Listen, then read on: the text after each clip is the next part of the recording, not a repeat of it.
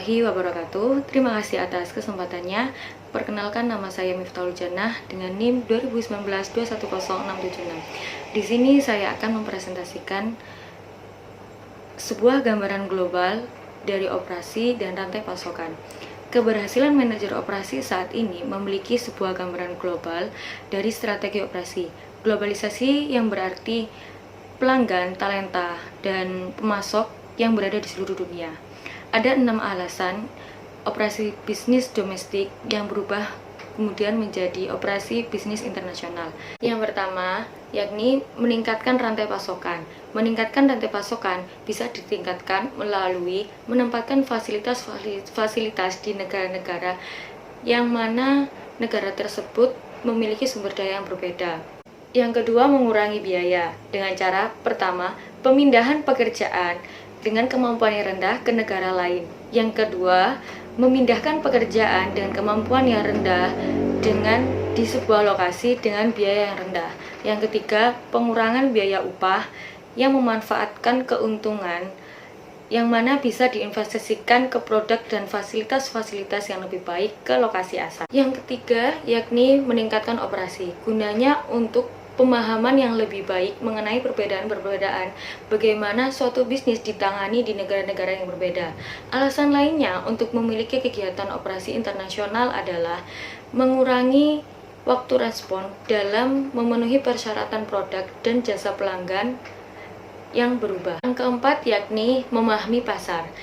Gunanya untuk membantu perusahaan membedakan basis pelanggan mereka, menambahkan fleksibilitas produksi, dan melancarkan siklus bisnis.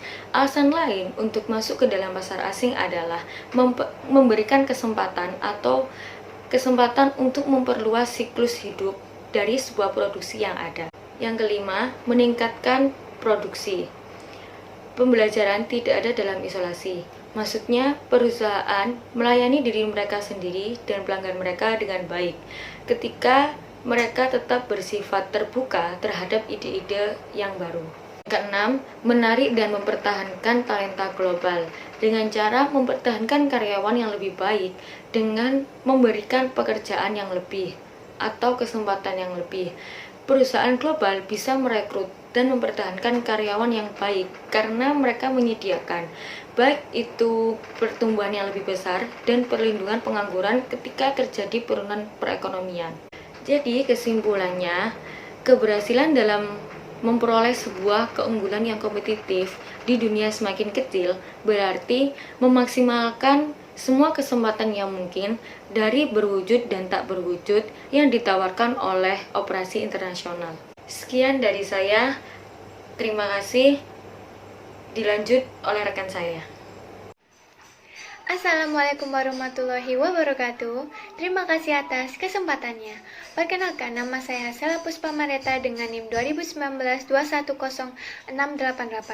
Di sini saya akan meneruskan penjelasan dari rekan saya, yaitu mengembangkan misi dan strategi. Nah, kenapa sih perlu dikembangkan? Itu karena sebuah manajemen operasi yang efektif itu memiliki sebuah misi, sehingga mereka itu tahu bagaimana arahnya perusahaan itu berjalan dan bagaimana cara mencapainya.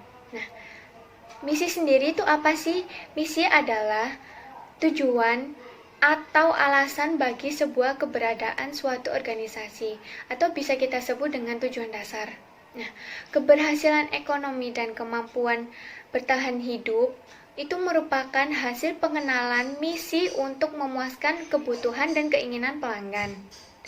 Saya menjelaskan nilai misi dari suatu organisasi itu sebagai tujuan atau kontribusi apa yang diberikan kepada masyarakat. Begitu misi organisasi telah ditetapkan, nah, setiap wilayah fungsional ini dalam perusahaan itu menentukan misi pendukungnya. Maksud dari wilayah fungsional sendiri adalah bagian penting yang menentukan bagian penting yang dibutuhkan oleh perusahaan seperti pemasaran, keuangan, atau produksi dan lain-lain. Nah, misi setiap fungsi dibuat untuk mendukung misi perusahaan secara keseluruhan. Kemudian ada strategi. Apa sih strategi itu? Strategi adalah bagaimana organisasi itu mengharapkan untuk mencapai misi dan tujuannya. Nah, strategi ini memanfaatkan peluang dan kekuatan, menetralkan ancaman, dan menghindari kelemahan. Nah, perusahaan-perusahaan itu untuk mencapai suatu misinya, mereka membutuhkan 3 cara. Yang pertama adalah diferensiasi, yang kedua adalah kepemimpinan biaya, dan yang ketiga adalah respon yang cepat. Nah, manajer ini itu harus dapat menerjemahkan konsep strategis yang menjadi tugas nyata yang dapat diselesaikan. Nah, satu atau dari kombinasi ketiga konsep tersebut itu dapat menghasilkan sebuah sistem yang mempunyai kelebihan dan keunikannya tersendiri. Terima kasih atas kesempatannya. Nama saya Cynthia Septiana Safitri dengan NIM 2019-210714. Di sini saya akan melanjutkan presentasi dari rekan saya, yaitu memperoleh keunggulan kompetitif melalui operasi. Apa sih keunggulan kompetitif itu? Secara tidak langsung menyatakan penciptaan sebuah sistem yang memiliki sebuah keunggulan yang berada terhadap pesaingannya. Idenya adalah untuk menciptakan nilai pelanggan dengan sebuah cara yang efisien dan dapat dipertahankan. Yang kedua, saya akan menjelaskan tentang persaingan melalui diferensiasi, yang merupakan produsen nomor 1 untuk sarung tangan pemeriksaan yang tersebut dari indeks karena telah mendiferensiasikan dirinya dan produknya. Yang selanjutnya saya akan menjelaskan tentang persaingan melalui biaya, yaitu menjadi penghasilan uang yang konsisten sementara maskapai penerbangan AS lainnya telah kehilangan miliaran uang. Selanjutnya saya akan menjelaskan tentang kepemimpinan dalam biaya rendah. Memiliki arti mencapai nilai yang maksimum seperti yang telah didefinisikan oleh pelanggan Anda. Selanjutnya saya akan menjelaskan tentang persaingan melalui respons. Strategi ketiga adalah respons. Respon sering kali dianggap sebagai respon yang fleksibel, tetapi juga merujuk pada respon yang dapat dilakukan dan cepat. Respon juga sebagai keluhan tentang nilai terkait dengan pengembangan dan pengiriman produk yang tepat waktu. Selanjutnya saya akan menjelaskan tentang 10 keputusan strategi manajemen operasi. Yang pertama, perancangan barang dan jasa. Yang kedua, kualitas. Yang ketiga, perancangan proses dan kapasitas. Yang keempat, pemilihan lokasi. Yang keenam, sumber daya manusia dan rancangan pekerjaannya. Yang ketujuh, manajemen rantai pasokan. Yang kedelapan, persediaan. Yang kesembilan, penjadwalan. Yang kesepuluh, pemeliharaan. Sekian dari saya, selanjutnya akan dilanjutkan oleh rekan saya. Terima kasih. Sebelumnya, terima kasih atas kesempatannya. Saya Aisyah Widya Citra, NIM 716, akan melanjutkan presentasi dari rekan saya. Saya akan membahas 10 keputusan strategis manajemen operasi. 10 keputusan manajemen operasi yang mendukung misi dan menerapkan strategi. Yang pertama, perancangan barang dan jasa. Perancangan barang dan jasa menetapkan sistem besar proses transformasi yang akan dilakukan.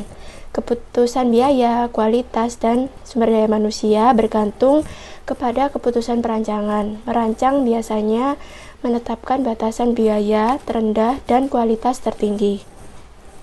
Di sini, perusahaan-perusahaan terkenal seperti Regal Marine menyediakan adanya barang atau jasa untuk kebutuhan masyarakat.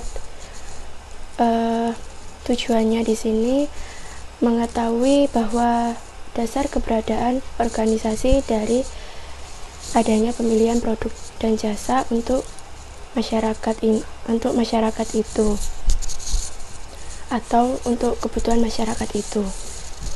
Contohnya seperti label Honda yang kompetensi utamanya adalah mesin yang menghasilkan sebuah mobil, alat pemotong rumput, dan sepeda motor yang sering banget dicari oleh masyarakat untuk kegiatan sehari-hari. Yang kedua, kualitas.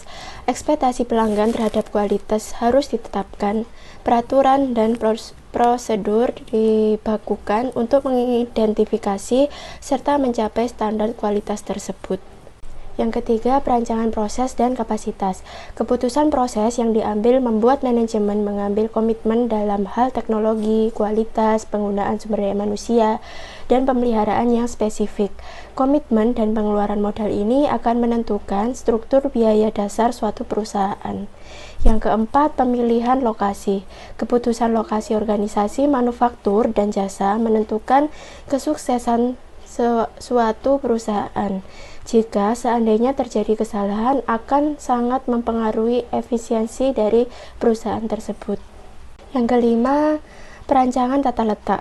Aliran bahan baku, kapasitas yang dibutuhkan, tingkat karyawan, keputusan teknologi, dan kebutuhan persediaan mempengaruhi tata letak. Yang keenam, sumber daya manusia dan rancangan pekerjaan.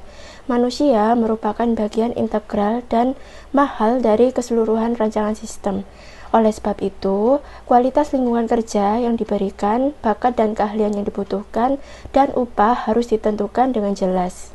Yang ketujuh, manajemen rantai pasokan. Keputusan ini menjelaskan apa yang harus dibuat dan apa yang harus dibeli. Pertimbangan terletak pada kualitas, pengiriman, dan inovasi. Semua itu harus pada tingkat harga yang memuaskan. Yang kedelapan, persediaan. Keputusan persediaan dapat dioptimalkan hanya jika kepuasan pelanggan, pemasok, perencanaan produksi, dan sumber daya manusia dipertimbangkan. Yang kesembilan, penjadwalan. Jadwal produksi yang dapat dikerjakan dan efisien harus dikembangkan. Permintaan sumber daya manusia dan fasilitas harus terlebih dahulu dan ditetapkan dan dikendalikan. Ke-10, pemeliharaan. Keputusan harus dibuat pada tingkat kehandalan dan stabilitas yang diinginkan. Sistem harus dibuat untuk menjaga kehandalan dan stabilitas perusahaan tersebut. Sekian dari saya, kurang lebihnya mohon maaf dan selanjutnya akan dijelaskan oleh rekan saya. Assalamualaikum warahmatullahi wabarakatuh. Terima kasih atas kesempatannya. Nama saya Risandari Gitasari dengan NIM 2019-210720. Di sini saya akan menjelaskan tentang hubungan strategi perusahaan dengan keputusan operasi. Dalam manajemen produksi atau operasi, tidak terlepas dari tanggung jawab dan keputusan yang utama. Keputusan ini berkaitan dengan 10 keputusan, atau lebih tepatnya dinamakan sebagai 10 keputusan operasi atau produksi. 10 keputusan itu adalah: yang pertama, desain atau perancangan suatu produk; yang kedua, perancangan proses; yang ketiga, mutu; yang keempat adalah pemilihan lokasi; yang kelima, tata letak; dan keenam, sumber daya manusia dan perancangan pekerjaan; yang ketujuh adalah manajemen rantai pasokan; yang kedelapan adalah persediaan; yang kesembilan adalah penjadwalan; dan yang terakhir adalah pemeliharaan. Keputusan produksi atau operasi ini berkaitan dengan pengambilan keputusan manajemen, tanggung jawab, dan hubungan produksi atau operasi dengan fungsi bisnis lainnya. Juga keputusan ini berkaitan dengan manufaktur dan